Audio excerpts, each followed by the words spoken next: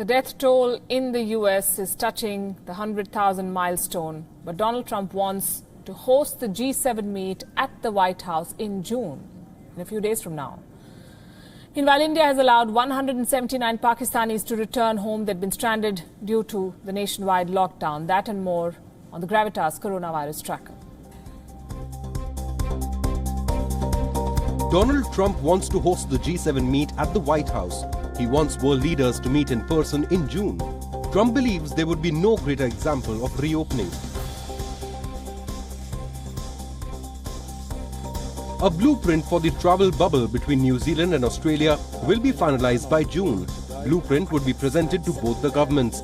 The move is aimed at boosting the travel, trade and aviation sector.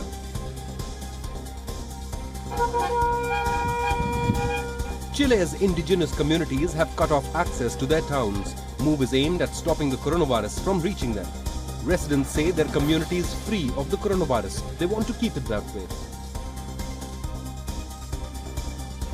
The number of deaths due to coronavirus in the United States hits a grim milestone of over 100,000.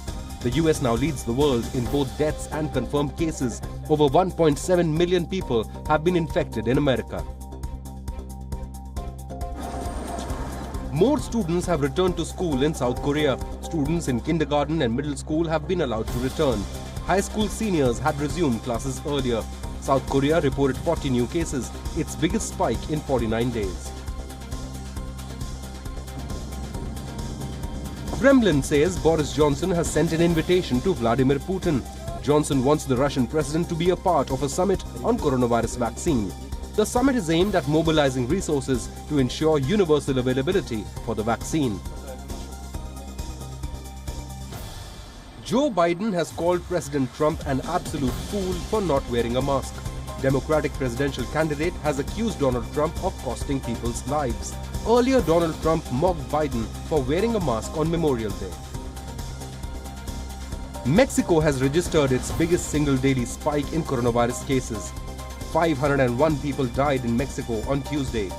Mexico's tally has spiked to 74,560 cases and 8,134 deaths. 179 Pakistani nationals who had been stranded in India were repatriated today. India allowed the Pakistani nationals to return home via the Attari-Wagah border. They had been stuck in India due to the nationwide lockdown.